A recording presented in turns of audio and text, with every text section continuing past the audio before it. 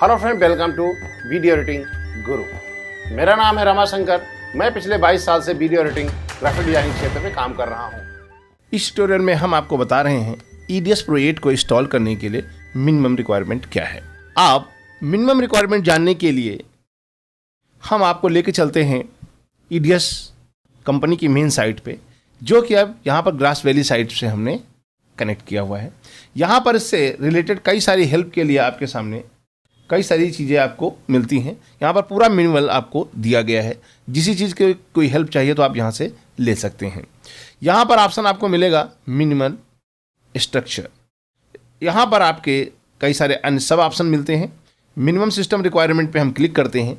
यहाँ पर कई सारे ऑप्शंस आपको दिखाई पड़ते हैं कि क्या क्या चीज़ इसके लिए आपको ज़रूरी है। इसके लिए सबसे मिनिमम रिक्वायरमेंट में 3 ऑपरेटिंग सिस्टम पे ये काम करता है। सबसे पहला आपका है विंडोज 7 64 बिट, जिसमें सर्विस पैक 1 या इससे बाद की विंडो होनी अति आवश्यक है। यदि इससे पहले का वर्जन कोई है तो आपका EDS 8 वर्क नहीं करेगा। इसके अतिरिक्त दूसरा जो विंडो 8 वर्जन है वो 64 बिट होना चाहिए और उसका विंडोज़ 8.1 64 बिट वर्जन पे काम करता है। और विंडोज 10 के साथ भी ये प्रॉपरली काम करता है। ये विंडो 10 64 बिट ऑपरेटिंग सिस्टम होना चाहिए। यानी कोई भी ऑपरेटिंग सिस्टम आप यूज करें वो 64 बिट होना ही चाहिए EDS Pro 8 के लिए। इसके अतिरिक्त यहाँ पर हम आगे डिस्कस कर रहे हैं CPU की। CPU central processing unit. CPU कितनी रिक्वायरमेंट होती है, इसके लिए आपके लिए 3 रिक्वायरमेंट मिनिमम होती हैं। Intel core two Intel core iX CPU या उससे अधिक।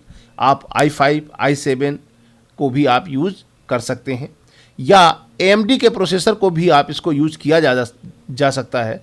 Single core CPU AMD single core CPU with 3 GHz processing speed के साथ आप इसको इंस्टॉल कर सकते हैं या इससे अधिक मल्टीपल CPU वाले या मल्टी कोर CPU वाले को भी आप प्रयोग कर सकते हैं। लेकिन हम यहाँ पर आपको रेकमेंड यही करते हैं कि मल्टीपल प्रोसेसिंग वाले प्रोसेसर को ही यूज करें। और तीसरी शर्त यह है कि ये एक सप्लीमेंट्री है। आपके CPU में SSE3 सप्लीमेंट्री कंपैटिबिलिटी होनी चाहिए। यदि ये नहीं है तो भी आपको इंस्टॉल करने में वर्क करने में प्रॉब्लम आएगी। मेमोरी, ये जो सबसे ज़्यादा इम्पॉर्टेंट है। मेमोरी आपके सिस्टम में कितनी होनी चाहिए। मेमोरी को हम लोग रैम बोलते हैं। इसको हम थोड़ा सा इसकी लिस्ट देखते हैं। EDS कंपनी ने यहाँ पर आपको एक लिस्ट प्रोवाइड किया है। 1 GB रैम, 4 GB और हायर। ये मिनिमम रिक्वायरमेंट मतलब ये नहीं कि मिनिमम रिक्वायरमेंट होने पर आप काम कर सकते हैं। आप इस EDS Pro को इंस्टॉल तो कर सकते हैं 1 GB रैम में, लेकिन काम करने के लिए कम से कम आपके 4 GB होना चाहिए। यहाँ पर आपके लिए एक तालिका दी गई है जिसमें कहा गया है कि किस फॉर्मेट के लिए कितना रिक्वायरमेंट होनी चाहिए। यदि आप SD फॉर्मेट में काम करते हैं, जिसे हम DBPAL बोलते हैं और जिसका साइज़ 720x576 होता है, उसके लिए यदि आप 8 बिट वीडियो है उसमें 8 बिट के लिए कम से कम 1 GB में इंस्टॉल हो जाएगा, लेकिन इसके लिए रिकमेंड 2 GB या उससे अधिक किया जाता है। और वीडियो जिसे हम ग्राफिक्स कार्ड कहते हैं, उसे वीडियो मेमोरी बोला जाता है, उसमें मिनिमम रिक्वायरमेंट 256 तो हाई है। आप 512 के अपर को रिकमेंड किया जाता है। यदि आप 10 बिट पे काम करना चाहते हैं तो आपके पास कम से कम 4 GB रैम होनी चाहिए और 1 GB ग्राफिक्स कार्ड होना चाहिए। ये एक मिनिमम रिक्वायरमेंट हो गई है। यदि आप अच्छे तरीके से काम करना चाहते हैं SD में, तो ये रिक्वायरमेंट आपको कम से कम फॉलो करनी चाहिए, चाहे वो 8 बिट में काम करें या 10 बिट में काम करें। 4 GB रैम और 1 GB ग्राफिक्स कार्ड आपके सिस्टम में होना अति आवश्यक है, तभी आप बेहतर तरीके से काम कर पाएंगे। केवल इंस्टॉल हो जाने से ही आपका वीडियो एडिटिंग का काम नहीं हो पाता है।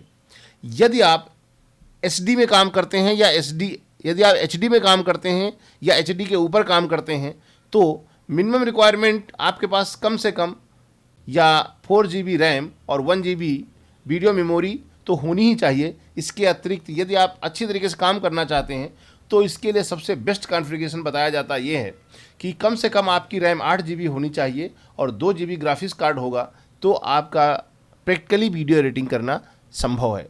ये जो आपका थियोरिटिकल, ये एक थ्योरी बेस होता है, इतने में आप इंस्टॉल कर सकते हैं, मिनिमम रिक्वायरमेंट सिस्टम के लिए है। लेकिन आप जब काम करते हैं तो आपकी रिक्वायरमेंट थोड़ी ज़्यादा होती है, तो भी जब भी आपको रिक्वायरमेंट ज़्यादा होती है तो आपको अपने रिक्वायरमेंट के हिसाब से वीडियो रैम और रैम को रखा जाता है। तो आप एचडी में काम करना चाहते हैं तो आपके पास कम से कम 8 GB की रैम होनी चाहिए और 2 GB का ग्राफिक्स कार्ड लगाएंगे तो बेहतर तरीके से काम कर पाएंगे। या इससे अधिक आपके पास फाइनेंशियल क्राइसिस नहीं है तो आप 12 GB या 16 GB रैम का यूज करें और 2 GB ग्राफिक्स कार्ड के लिए यूज़ करें तो बेस्ट ऑप्शन आपके लिए काम करने के लिए हो पाएगा। यहाँ पर एक और चीज़ आपके लिए इम्पॉर्टेंट होती है, जब आप रैम का प्रयोग करते हैं तो कौन सी ऑपरेटिंग सिस्टम कितनी रैम को सपोर्ट करता है, यह भी आपके लिए ज़्यादा जानना अति आवश्यक है। यदि आप विंडो 10 इंटरप्राइज, विंडो 10 एजुकेशन या विंडो 10 प्रो को यूज़ करते हैं 64 बिट में, उसमें आप 512 GB रैम तक प्रयोग कर सकते हैं। यदि आप विंडो 10 होम का प्रयोग कर रहे हैं तो 128 GB का प्रयोग कर सकते हैं। इसी तरह का window 8 enterprises pro, enterprises window के लिए यूज़ कर रहे हैं तो 512 GB रैम तक आप यूज़ कर सकते हैं। विंडो 8.1 64 बिट में 128 GB रैम तक आप प्रयोग कर सकते हैं। और विंडो 7 अल्टीमेट में के लिए आप 192 GB तक प्रयोग कर सकते हैं। ये इनकी क्षमताएं हैं। यदि आप विंडो होम बेसिक का यूज़ कर रहे हैं तो 8 GB ही से ज़्यादा का आप प्रयोग नहीं कर सकते हैं। इसलिए यदि हम आप कहीं इंस्टॉल करना चाहते हैं तो सबसे बेस्ट ऑप्शन है विंडो 7 में आप विंडो 7 अल्टीमेट का प्रयोग करें, जिसमें आप 192 GB तक प्रयोग कर सकते हैं। आपके लिए 8 GB या 16 GB रैम का प्रयोग करें और 2 GB ग्राफिक्स कार्ड का प्रयोग करें। यदि आप विंडो 8 का प्रयोग कर रहे हैं, कम से कम 8.1 का प्रयोग करें और उसमें आप ग्राफिक्स और रैम का प्रयोग सेम 8 GB और 2 GB के साथ काम कर सकते हैं। ये तो EDS रेटिंग के लिए मिनिमम रिक्वायरमेंट होती है सिस्टम के लिए, जो आपके लिए अति आवश्यक है। इसके अतिरिक्त कुछ अन्य चीज़ें भी होती हैं जो आपको जान लेना अति आवश्यक है। जैसे कि हम बात करते हैं ग्राफिक्स कार्ड के लिए, ऐसा ग्राफिक्स कार्ड खरीदना चाहिए जो इसकी कंपेटिबिलिटी कम से कम 1028, 768, 32 बिट या उससे अधिक की होनी चाहिए।